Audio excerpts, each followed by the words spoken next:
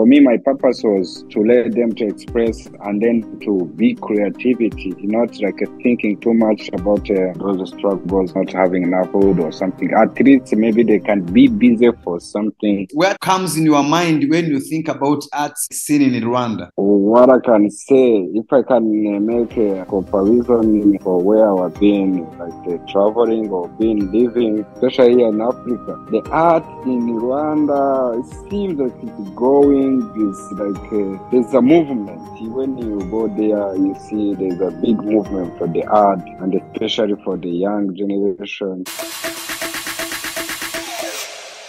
Hello everyone, this is Made in African show that brings you true and original stories of Africans in a growing movement highlighting the craftsmanship, creativity and entrepreneurial spirit of African designers, artisans and businesses. What was your relationship with you and J. Pori? Oh man, it was the same courage, We even had an exhibition together, the Milkorin. Fashion also, it's a part of the art, like a traditional way, in Rwanda, how the king used to go out. In today's episode, we're with Augustin HAKIZIMANA, an artist, painter, and fashion designer. He's the CEO and the founder of Agasozi Arts, a platform that helps vulnerable younger people in Rwanda to express themselves through art. After his good initiatives in his mother country, Augustin moved to Japan for 10 years. Currently, he's living in West Africa. One of your kids who have been trained by you finally went to Japan. Yeah, I finally went to Japan for art.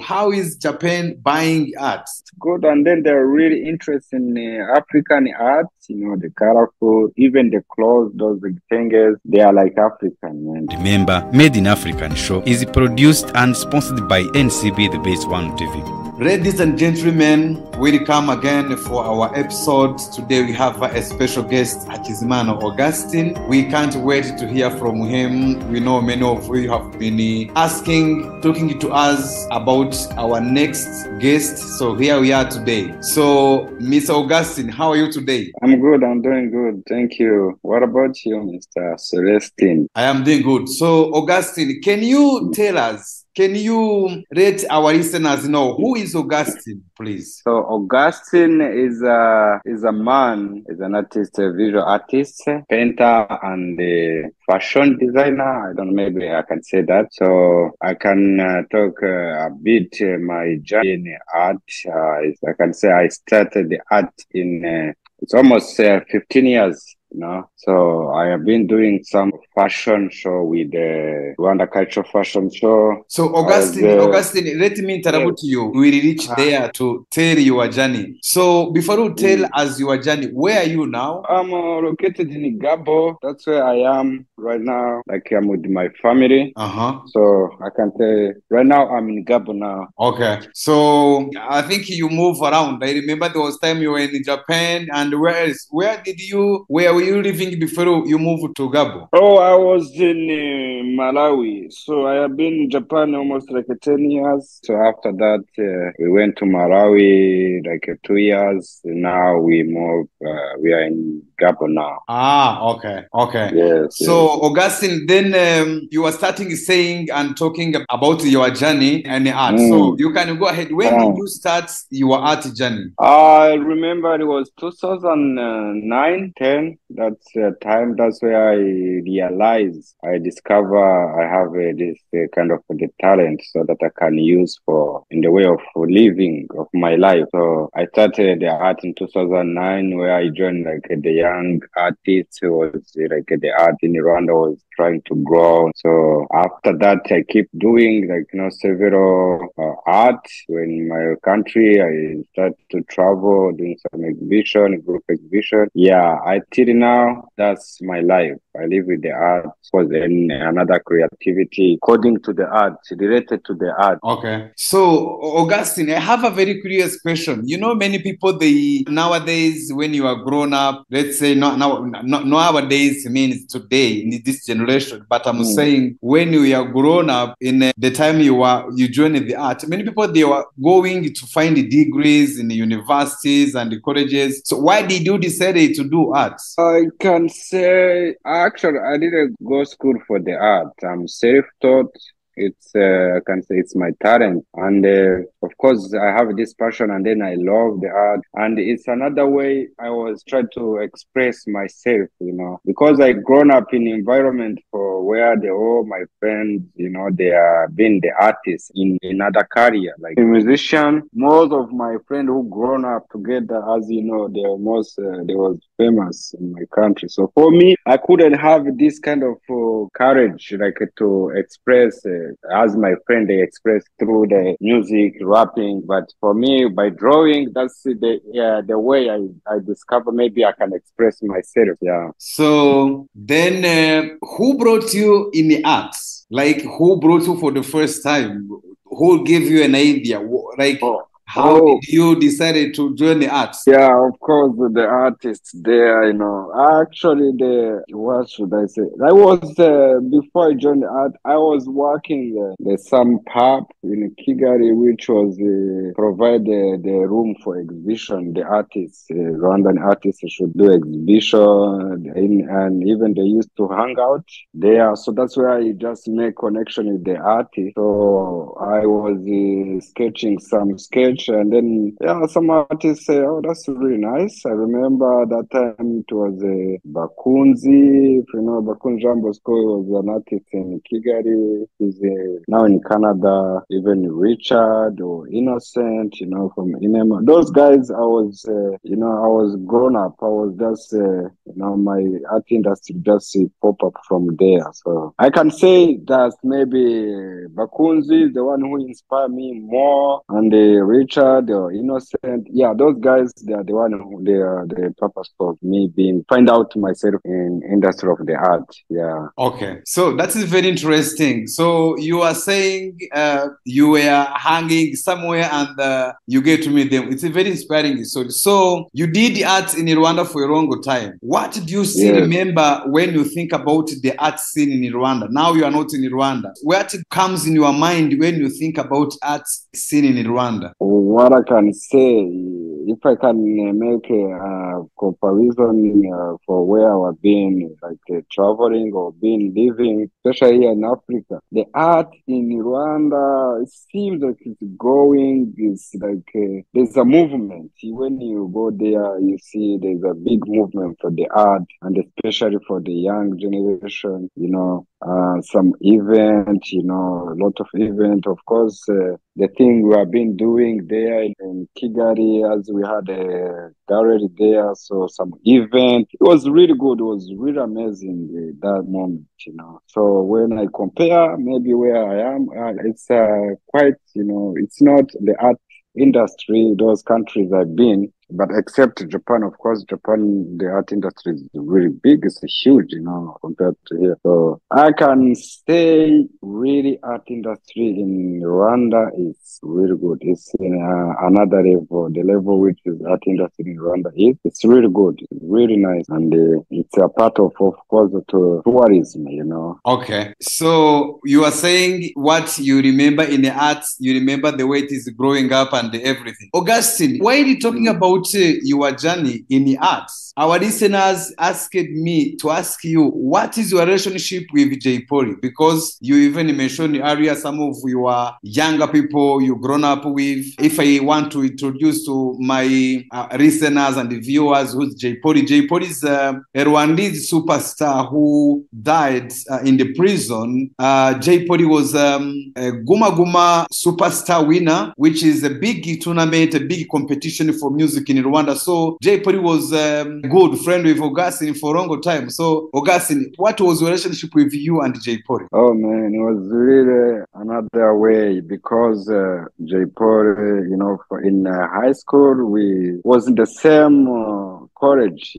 I see him while we're in a group when the young generation. After that, actually for him, he took the art school. My college, they used to have the art faculty. So after that, what I can say, J. Polly, we keep to being like a close a little bit, because also he was living, I can say, not far from where I used to live. So after that, the guys, they start to, join the music. Where there was in the music, I was was close to them, being with them, hang out with them. Since also J. Paul joined me as an art, where I used to have an art doing art in Kakiru. That's where he found me after a long time ago. So we become again together. We start to share everything, day by day, before until now he become like a superstar. Because also he was an artist, art and the painter. So, but he was focused more by music, but we used to hang out more, to my gallery. He used to chill with me,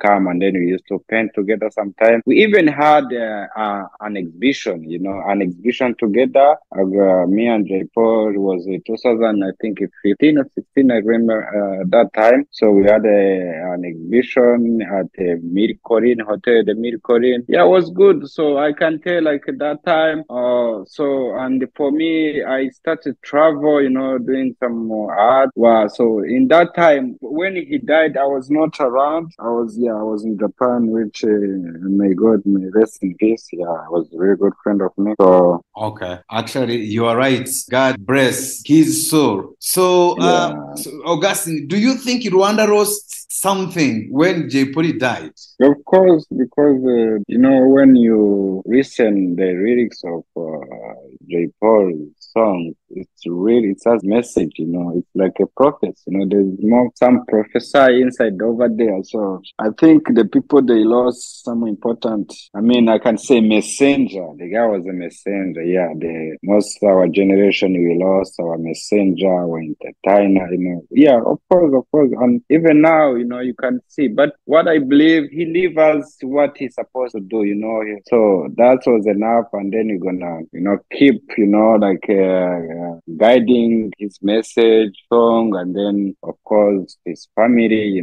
Yeah, I think right now I don't say our friend generation. Yeah, we lost important person, but he leave us some I can say some message which is still in our in our mind, yeah. Okay. So do you have any songs? Do you still remember from him? Like you feel like this is the song always connect with J. Paul? Yeah, yes. Which a lot one? of songs. There's the song called Ibyubona, Cyarihonda Humeka, just the songs in Rwanda, which has a very powerful message inside of that. So there's most, even most of the song, he used to compose when I was with him, when you go to the studio, maybe I was busy, and then when he came back, he said, man, I'm coming for the studio, it was really good, For me, I used to go to the art, and him, he go to the studio, so after that, we could meet, we chill, he told me, I'm doing some nice shit, things like that. So, most of the song, of course, yeah. As I think you two, you are a good friend of him, we used to chill together, so. Yeah, true, yeah. You are right. He left us a message. So, Augustine, talking about J. Paul, do you have any message you can send for his two kids? You remember he has 2 daughters. So, do you have any message you want to send to them, please? No, right now, what I can say, of course, I can say they have to be patient, and then they can, feel like, of course, he didn't leave them for the purpose. That was the time. Maybe we used to say it's a God, mission. We never know. And what I can say, okay, keep it up, work hard, go to school. Maybe it's for maybe moms, they have to take care of them. Yeah, there's nothing much I can tell them, but, we still being each other sometime. Yeah, the good message I can tell, okay, I can say condolence and, yeah, keep it up, yeah. And wish them to grow up and become a big girls and do the music as the father did. Yes, to reach with their goals, and then maybe they can step up for what the dad was doing, in society. So, yeah. Okay. So that's a very interesting message, actually, Augustine. Thank you so much for sending the message to the kids. So I also know you did many supporting activities in Rwanda. You said you joined the arts, but I also know before you left Rwanda, you have been doing some art activities. So can you share some with us, your initiative where you are working in Rwanda with the kids in Rwanda to express themselves in the arts? And by the way, why did you decided to help the kid express themselves in the arts? Yeah, our country has the history, all the strategies we have been. I mean, there's the war. We passed through a lot of things in 1994. So that things left our parents.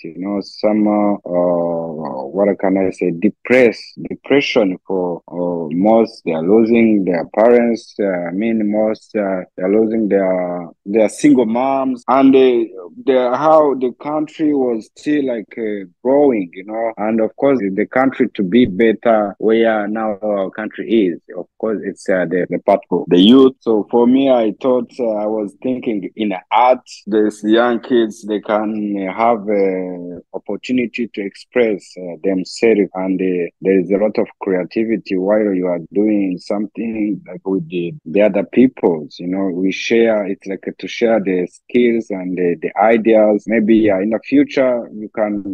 That's the beginning of the life. We need to have something to start for. In the life. So for me, my purpose was to let them to express and then to be creativity, not thinking too much about the difficulty they are passing through, those struggles for not having enough food or something. At least maybe they can be busy for something instead of doing something not important, not the bad thing. So for me, it was another way to keep them busy and to help them to find out what they want to be maybe in the future. In the art, that's everything is there. That was my purpose, my vision. Even until now, sometimes I do workshop. So my vision is to let them express and then be creativity, so they can be the good kids in the future. Yeah. Okay, so that is very, very impressive. You did many projects. So how far is the project in Musanze by the way? Because in Musanze, you are having kids. I remember you gave some kids pigs, you give them some goats. So are you still working with them? Yeah, actually, I went there last year. Yeah, last year, maybe in December, I was in Kigali. So where I went to see, of course, that's why I'm telling you, that's the impact for what I've been doing over there. Some of them, they become an artist, a good one, doing some art in Kigali, from Musanze to Kigali. That's really good, and those, of course, they was young, but they grown up. Some, of course, they already get married. But they told me there was something good for them because they could have some support for having those goats. Goats get babies, they do some business. Yeah, it was good. I was so happy when I go back there and then I see them. They still remember what we have done together, most of them, which is really good. I was so impressed, and I found out what I was doing was kind of having fun with the kids, but the result, was coming, until now, I'm just having some message back, saying, you remember me, I was one of, you are a student doing art, things like that. Yeah, someone even came to Japan, man, can you imagine, to do art exhibition, was being supported by the one lady in Japan, but I was so surprised, wow. And then they told me, sorry to interrupt. You are saying one of your kids who have been trained by you finally went to Japan. Yeah, finally went to Japan for art. I didn't know. I saw the art, some Rwandan. Then the one that told me, "Do you remember this kid? He was really inspired by you. He went to school for the art because of they do a workshop with them at the school. It's the one school I went there. So that's where that boy just decided to take art course after he finished graduate. So he went to Nyundo Art. He took the art school. So now he's an artist, which is really good, That's very inspiring. So is anyone married yet among of your kids? Yeah, most of them. Yeah, some of the women, of course, they grown up so fast. Yeah, most of the women, they married, they have babies. There's the life in a village. Sometimes it's not But some, of course, some they think they want to have the future. You can see them, but some because of the problem for the life. But most of them, they are using their skills, which what they are doing, it's because for what we have done together, be creativity, try to find, self or by yourself somewhere, which is a good place. You can just start to earn money or take care of by yourself. So, which is good, yeah. Yeah. So, Augustin, you mentioned something about fashion, and since 2015, many people in Rwanda, including fashion enthusiasts, started to see you work in the fashion styling, specifically in traditional attires. I remember participating in several fashion shows, like in the Rwanda Cultural Fashion Show and many others. Why did you add a fashion designer part of your art? You started as an artist, a painter, but you end up also do fashion designing. Why did you add the fashion design into your art journey? The fashion also, it's a part of the art, dressing, it's art, the way you dress, that's the art. Who you are, it's resemble you. It's like you are canvas, and then what you put on that canvas, So the fashion also, it's like that. So for me, I decided to do that because I want to also, as I say, I have this kind of impression, being creativity, whatever, things like that. I joined like fashion since my friend, like you, of course, you, the one who was the organizer in Rwanda Cultural Fashion Show. So for me, I was thinking, so what's really Rwanda, like a traditional wear, in Rwanda, how? And as the event, the purpose is like also to present how the Rwandan before they used to wear. So for me, I come up with an idea to create something, resemble like how in our culture before, a long time we used to wear,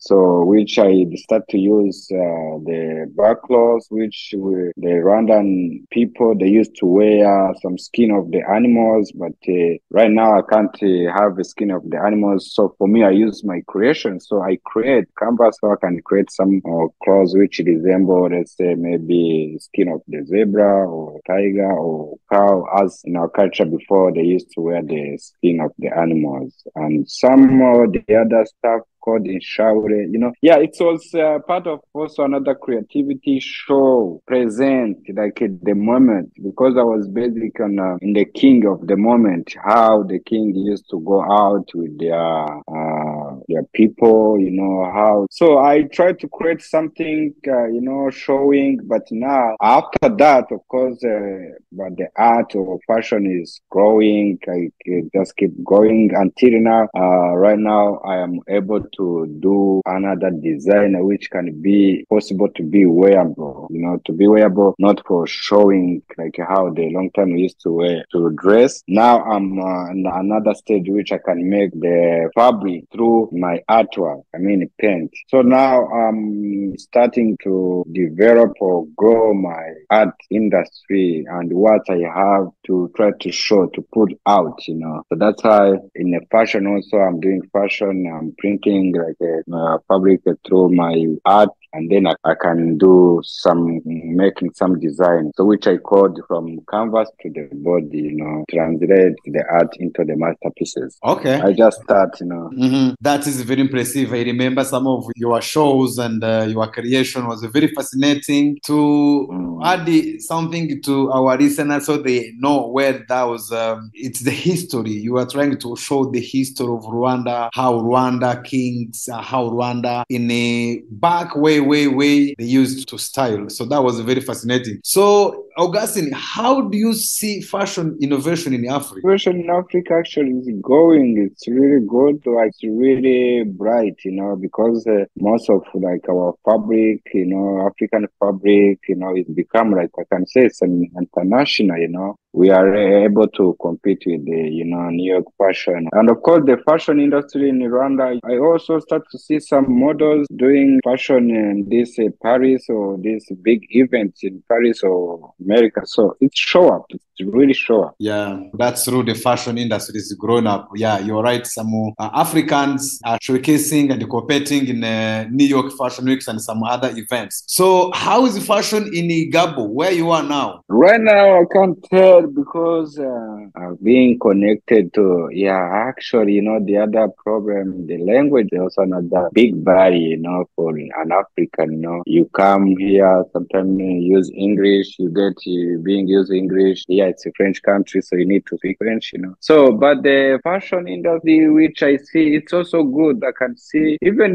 can you imagine here, there's also the Rwandese designer who is here. So that's why I'm saying the fashion industry, even in Rwanda, it's growing. We start to go abroad, So right now, because I am not having it's not a long time since I was been here, I can't say I know what's going on. Me too, I'm just try to reconnect with some artists here. Also, I have a project for doing collab with some artists everywhere I am, which I call the coexistence.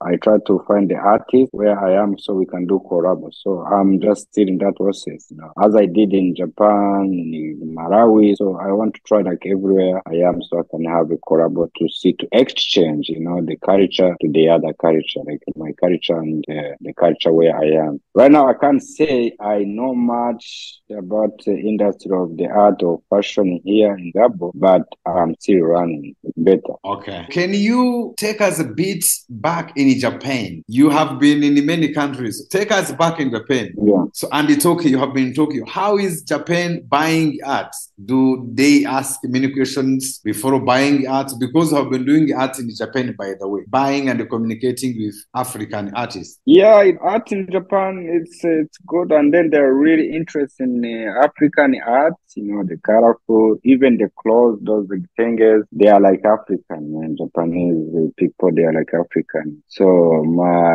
there I have done several exhibitions, even workshops. It was quite good. It was really good. And of course, they need more explanation. They need to know about Africa, they really hear from you rather than to see on social media or internet or something like that. So they are really interested about Africa, So at the moment, I can say the art for me, it was good. It was good. I could do something apart, how they call it, part-time job. I can have time for the art. So for me, the art was quite successful in Japan. Really good. Yeah. Okay.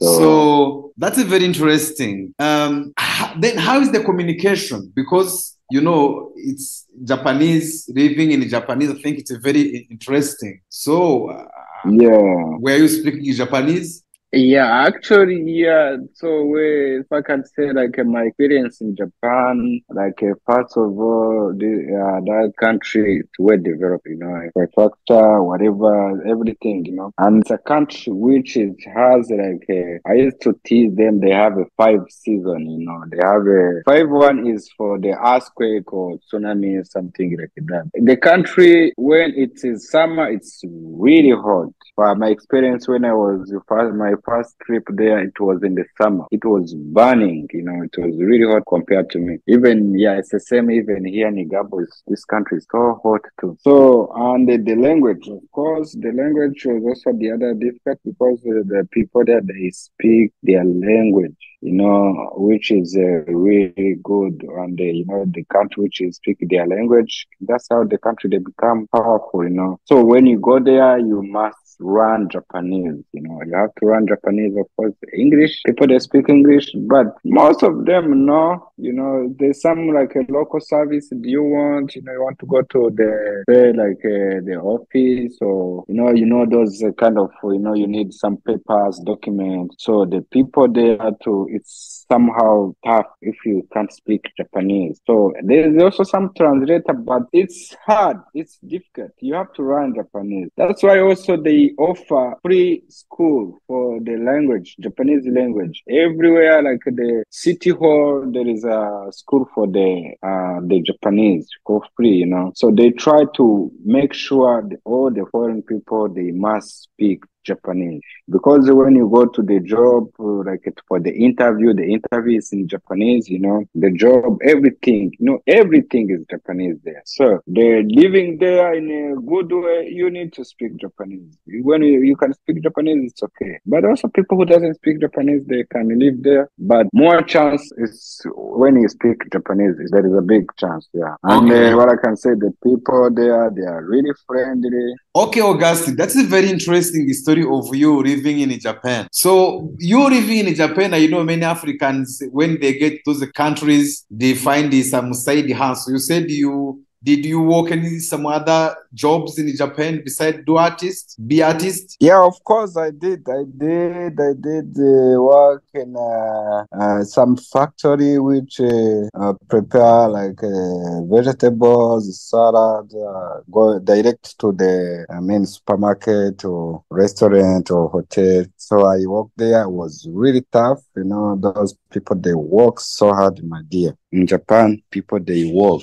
That's why maybe they are developing so highly. So after that time I was really stuck. I couldn't have a time so that I can do the art. So I was so depressed, man. I was depressed. So I decided to change. I joined art sport club, which was really good. I was working there since then, right now. So that time, that's where I could have inspiration or motivation. So yeah, I can say, yeah, I have been doing some job, of course. I've been doing some job for living, because living the art, those countries with the art only. Of course, it can be possible, but for me it was like I was kind of the new. I couldn't have a market for my art, but yeah, I have to do something. But yeah, I can say I did something there in Japan. Yeah. Okay, so that's interesting. So how do they treat Black people? Many Africans have in mind the history, the slave history, but they think the history we have is about Western countries like European and American. So we don't hear about Japanese and how Japanese treat people. So how do Japanese collaborate with the other races, like other people who came into Japan? Do they like So what I can say, yeah, they are okay. But of course, they are really curious for the stranger. When you're a stranger for the first time, they are curious about you. And of course, man, I can tell you the races, some people, of course, they are having races. And what I can say, maybe some bad experience for maybe the other stranger, most of course, the Black, some people, they have a bad experience with the Black people or any stranger. So sometimes you face of those racism or discrimination. So you can go in the train, maybe when you see it, you could find the other side, there's too many Japanese, but on your side, maybe you're on the bench, the train bench. So you can see there is, of course, something, a big gap with Black and, of course, those Asian. Yeah, I can say like that, yeah. Mm-hmm. So but not really bad once. So you are saying in Japan, it's not everyone, they like people, but you're saying there are some people who you can see they are trying to bring a little bit of staring and some eyes looking as they are yeah. There is, yeah. Okay. So did you face any racism, like while you were in Japan? To you, what happened? Do you have anything happen to you? Yeah. I felt that.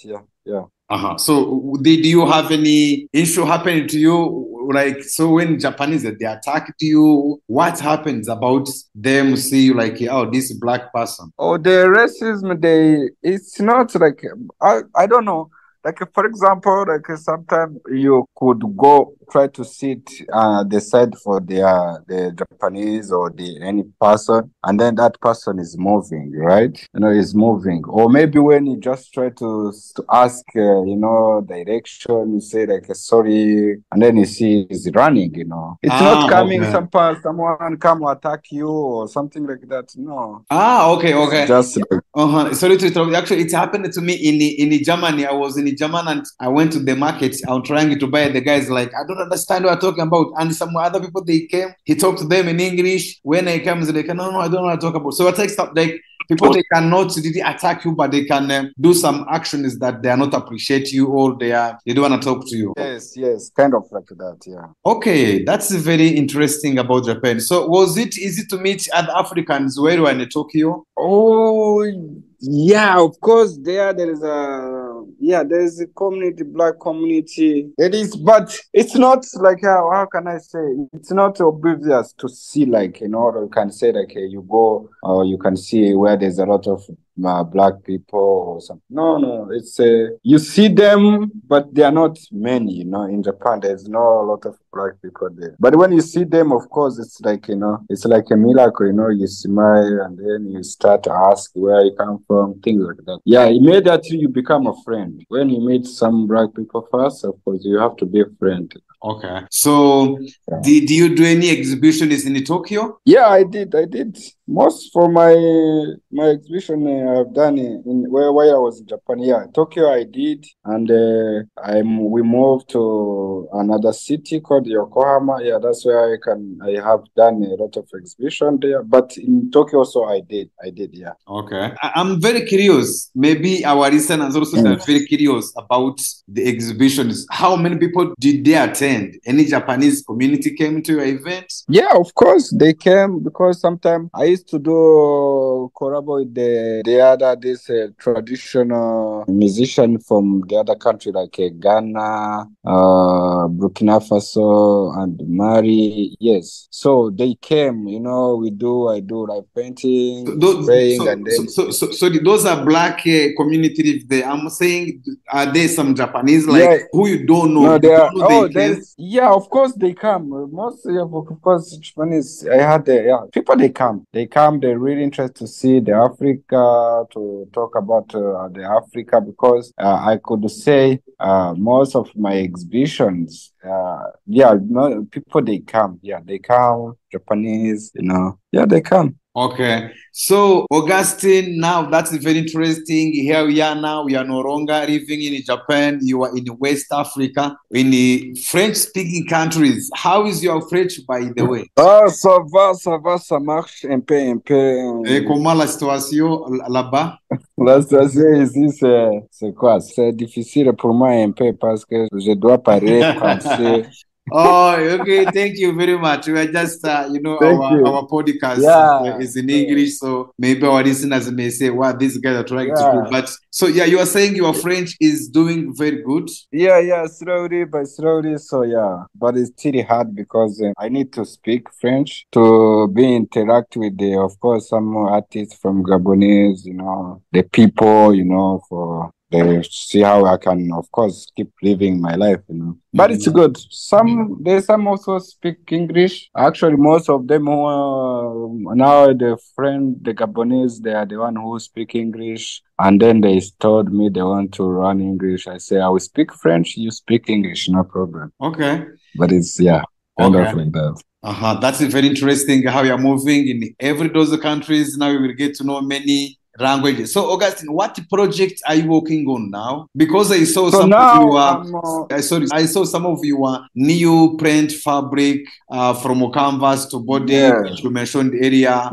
Can you tell us what that concept, so our listeners they understand? You are a painter now. You also try to mix your painting and the fashion. So, what is that concept from the canvas to the body, so our listeners they understand you well? So now, yes, I come up the idea comes to the body after maybe was, of course, painting. Then I realize how I can develop my product, so that someone can't maybe afford to buy my art. Maybe it's going to be expensive, or maybe doesn't have enough place to display. So that at least you can have something, created by the artists, which is me. So I come up with the idea, like, why not I can't, bring my art to the body, like as the fabric. So I come up with that project, canvas to the body, for also to share with my people, or people who can't afford the art. At least they can afford some the clothes. If I print the fabric through my art,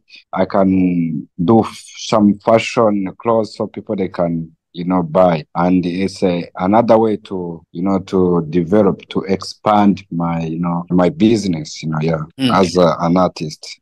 So you are saying the technique is you create a new piece, a new painting, and then you take that new painting, you print on a fabric, you create clothes. So if someone loves the painting and buy a painting, then if someone is not able to buy the painting, but the person is able to buy the cloth, that's what you are saying. Yes, like that, yeah. Okay, that's very interesting. Augustin, is the correction out already, like on those paints? Is some corrections Yes, out?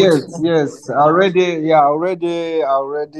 have the print out. Even I already start to design like a bikini, because now like my art is always express about the environment and the life, focus on the women and the kids, which is already fundamental of our life in Africa or everywhere. So I just give this credit to the mom by express painting, and that the fabric, which is I'm going basic on the women. So these days now I'm focused on making like a bikini, and the yoga pants. Yeah, some stuff for the beach, swimming suits or yoga pants, That's a very interesting. So how much, let's say those bikinis wear for women, how much one pair? Not decide the price, but I think it's not going to be much expensive. Maybe it's going to be like maybe $100 or something like that. Yeah, approximately like $100. Yeah. Okay. But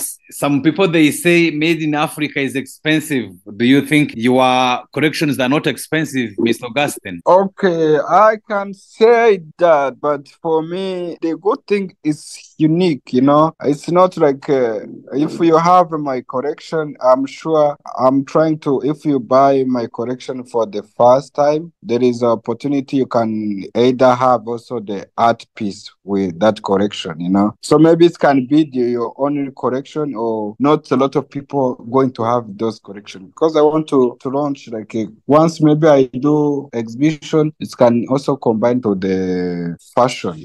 I mean the printout. Yeah. Okay. Let's hope you will not make the price very high, because many people, they say why made in Africa is expensive and why made in China is not expensive. Go ahead. About that being expensive, but sometimes it depends like the brand and the quality of the fabric, Some places, of course, has to be expensive according to your customer you are targeting, It's going to be depend, of course. But I will try to reach out for everybody so that anybody can afford some of my product. Yeah. So Augustin, I forget to ask you about your food, by the way. What is your favorite food? Because when you were in Japan, I was reading an article said in Japan they like seafood, and the Africans, you like ugari, you like beans, so how was your food in Japan? Someone told me Japanese, do they eat frogos and dogs? How many frogos did you eat, Augustin? No. In Japan, they don't eat frog. They eat seafood, of course, but they don't eat frog or dogs or something like that. No. So you are saying you didn't eat frog. Dog or any frog in Asia? No. I've never eaten that. But of course, there's some restaurants called authentic. Those authentic restaurants where you can find like any food, like international stuff, like a Chinese or whatever. But in Japan, they don't have a cuisine for the frog. I have never eaten frog in Japan. And the food there, of course, it's a seafood and it's healthy, it's really delicious. For the first time was they have this popular food called the sushi. For the first time, it was difficult for me, to eat raw food. In Africa, we are not used. Most of the Africa are not used to eat raw food. But in Japan, most food there, it's raw. Okay. So it took me time, but I end up, of course, eat. Because it's delicious, of course, and the healthy. How was the taste of their food? Because in Africa we like to put salt in every food. How was your taste in their food? They like salt as we do in Africa. They like chili sauce like we do in Africa. Yeah, no, they don't. In Japan, you can't see the food which is made with the chili, with the pepper, But you can also do it by yourself. Put on the other side, but the other thing is it's not their customer. Like where you go to the restaurant, you can see there is a bottle for like a pepper, let's say a kabanga or another pepper or Tabasco, or you can find a salt or something. They have their own like dressing, like a soy sauce, because they use too much soy sauce. So it doesn't mean like it need to be like a salt over there on the table or something, because even if when they see you add the salt in the food, they get excited, Mm-hmm. Yeah, so the food, it tastes good, if you can be able to use their food, it's okay, it's really delicious, it's really good, it's really nice. I really love the food for Japanese food, yeah. Mm-hmm. Augustine, back to your life in Japan. I think there are some of our viewers, our listeners, I know some of them, they are artists who may want to relocate to live in Asia, especially in Japan. Do you have any advice? Can you tell someone who wants to live from any other country, not only in Africa, maybe America, maybe in Europe, who wants to relocate to Japan? What can you tell them as you are an advice? What I can tell them, just Yes. respect their culture, respect their rules, you will live there, Once you respect their culture, rules, and then you learn their language, yeah, you are going to be there. Yeah. So of course, you need to be polite. What do you mean respect their culture? Like with those people there, they really respect their culture. It's like you can't do like you need to know this. Augustine, let me be honest. Let's just be honest. In Africa, we pee on the street, we spit on the street. So what do you mean respect their culture? Tell us how people respect the culture in public. Like, don't touch things. There's a way you don't. So like, tell us. Yes, kind of that. Yeah, it's like, of course, the way you do, you can just maybe when you're in the train, they can't talk on the phone when you're on the train. So like food, of course, they obey the rules. If it's the line, you have to be on the line. You have to wait. So yeah, kind of shouting, fighting, being aggressive too much. It's not good, So those kind of, actually, I can say respect their culture and then obey the rules. That's okay, anywhere you can be there, Okay, that's very interesting, actually, to respect, obey their culture. So before we live the life with you in Japan, as an artist who grown up, born in Africa, you go in Japan, how did you see technology in the community? No, of course, everything, it's made by technology over there. Even supermarkets, some people nowadays, there is cashless, using QR code, of course, in the house, and the good things. That's why I say their culture is strong, because of their language. Everything, everything, even if you have never go like, okay, you went to school, but you can't speak French or English, everything, it is in their language. They use their phone, everything, it is in their language. So technology there for them, it's not difficult, because they understand everything, It's not like Africa, you don't know French or English, but when your phone is coming, it's everything data is in English. So it's not like that in Japan. So okay, I can say technology there is another area. Of course, everybody knows. Okay. So as we are heading to end of our today's episode, Mr. Augustine, can you share with us your plans in 2024? Do you have any exhibition, any fashion show coming up? Yeah, I have a plan, of course. Like I want to do some collabo exhibition here in Gabon. I'm just doing some artwork. I'm working on that, and then I'm trying to cooperate with some artists so that it can be easier for being like a push my art. Of course, I want to do, of course, the art combined to the fashion, the bikini or yoga pants, but I don't know exactly. I want to do it in Japan, maybe in the summer if it's possible, or even here. It will depend, because I'm start ordering now. I already ordering the fabrics, so I'm waiting. So once I'm ready, I will find like where should I I do my event, because now I want to focus, the outside.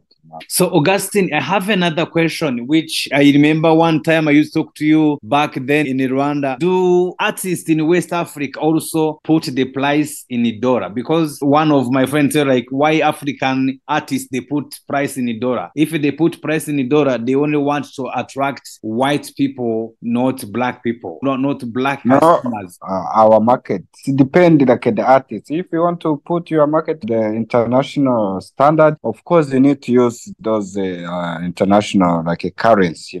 For me, I think that's how maybe the artists, even here, of course, they put in euro. They put in the euro. Some it depends, but I don't think there is any problem for that. If you put on any currency you want, But Augustine, someone was saying, why if you are in Rwanda, why don't you, if a painting is 50,000 Rwandan francs, why don't you put Rwandan francs? Why do many artists, they put American currency, like dollar? It's also according the market standard, If your market is like, of course, international, or it's foreigner, so I think maybe also that's also the other way to attract the customer. I think so, because the data, when you put like a quantity, let's say like if my painting is like let's say like $500, and then when you make translate in Rwandese, when you put on the sticker price tag, it's gonna be too much. Maybe also that's maybe the other way. Maybe they put in a dollar or something. Except that, I don't know why we put in a dollar. Even me too, I used to do that. So I don't know. I can't tell you this is why. Okay. Do you have any message you want to send it to other artists from all over the world? I say all over the world because I've been traveling in many countries. You have many artists who are listening to you from different parts of the world. So any message do you have for them? Yeah, what I can say, I can give the message: you work hard and use your mind or your brain before the action. Augustine, thank you very much. We appreciate. Thank you for coming to Made in Africa podcast. We hope to see you in our next episodes. Thank you so much for having me too, and wish you all the best. Thank you. Thank you for listening our episode. See you next time with your host Celestina Widema.